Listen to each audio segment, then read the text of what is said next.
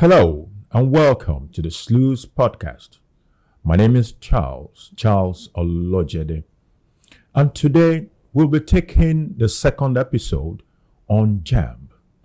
The last time I was on this podcast, we spoke about JAMB, and that was just a few days before JAMB itself acknowledged that there must have been a problem with the last conduct of its examination.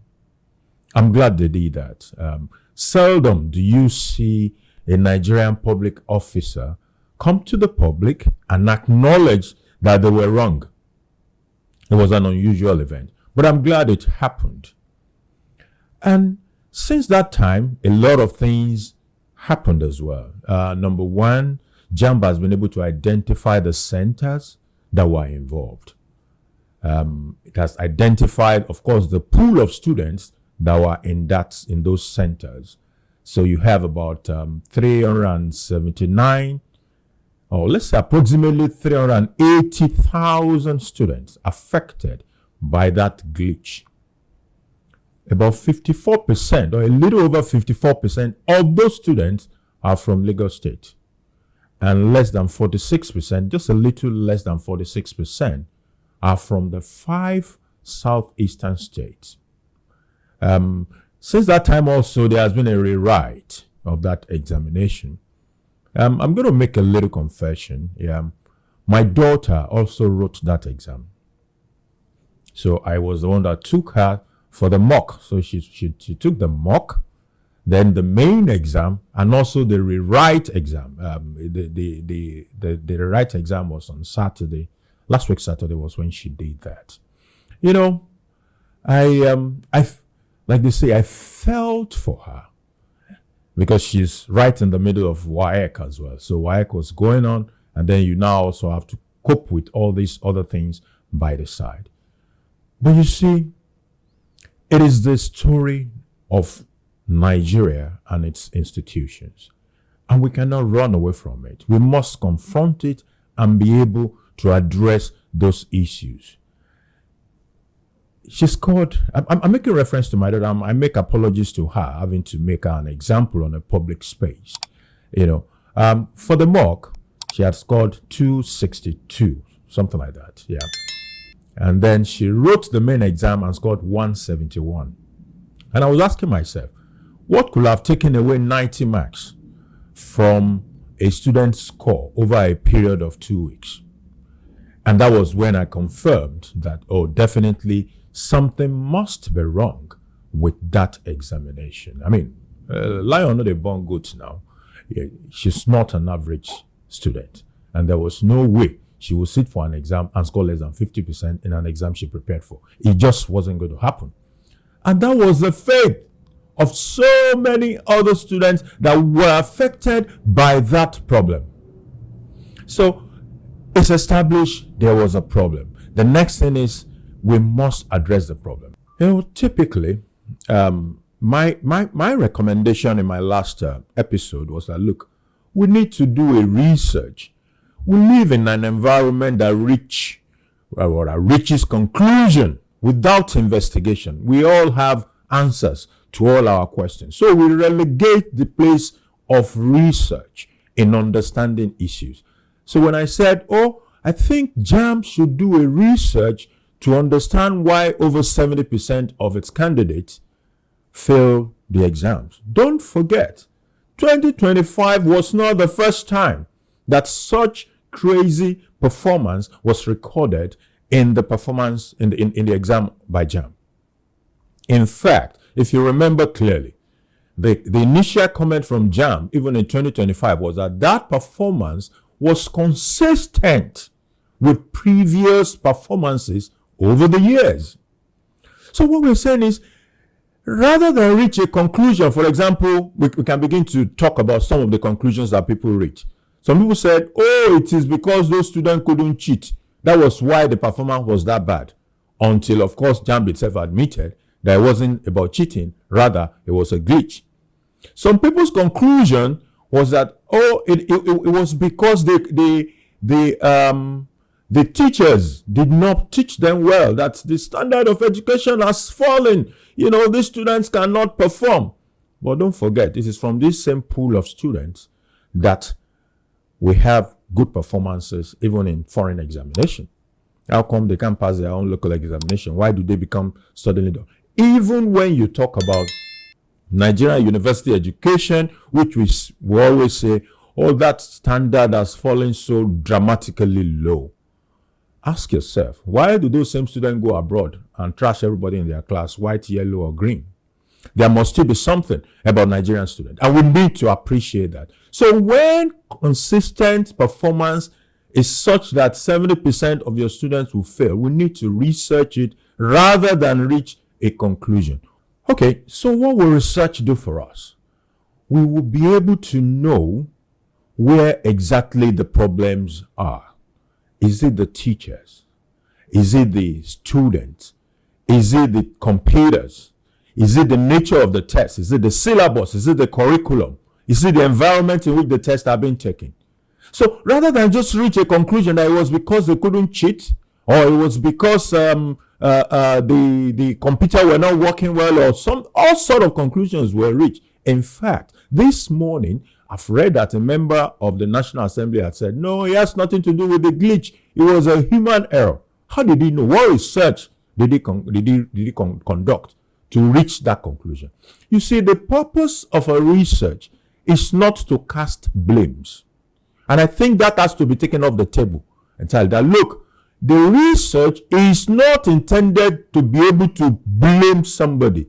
The intention is to understand the problem so that when we have a thorough understanding of the problem we're trying to solve, we're able to solve it comprehensively. But solving a problem that you don't even understand is like creating a recipe for another disaster which might happen in the future.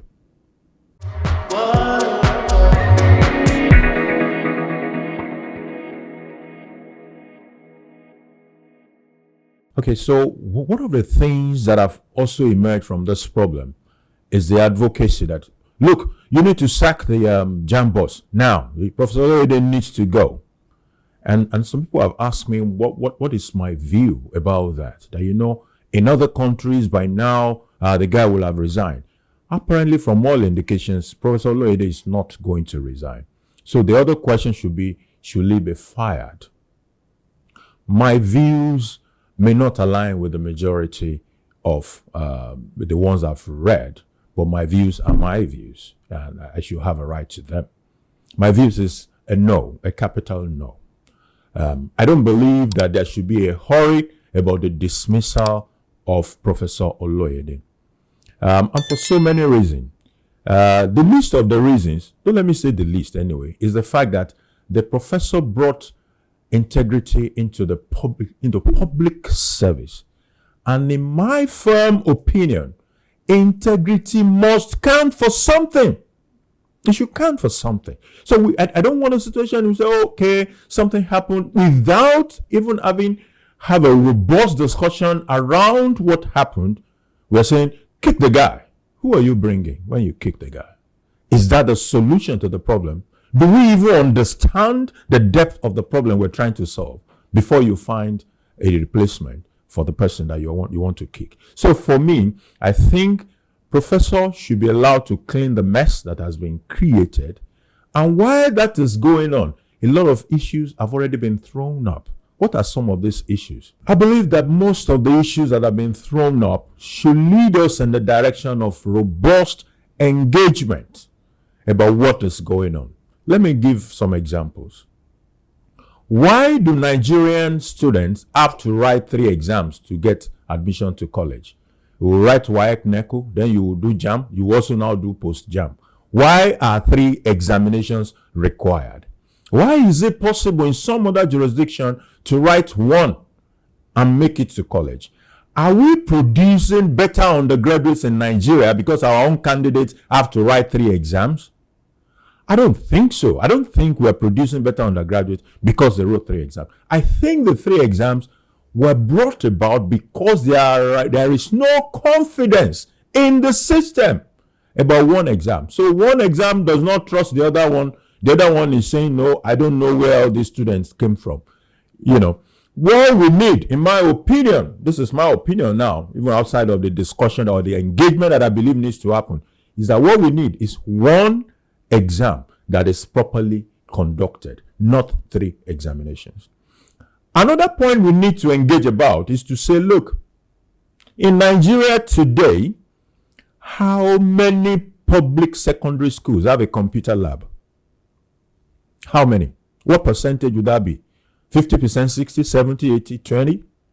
So the question then is, you have candidates who have never touched a computer before. So for the first time, some of them are touching the mouse of a computer in the exam by JAMB. And we don't think we need to.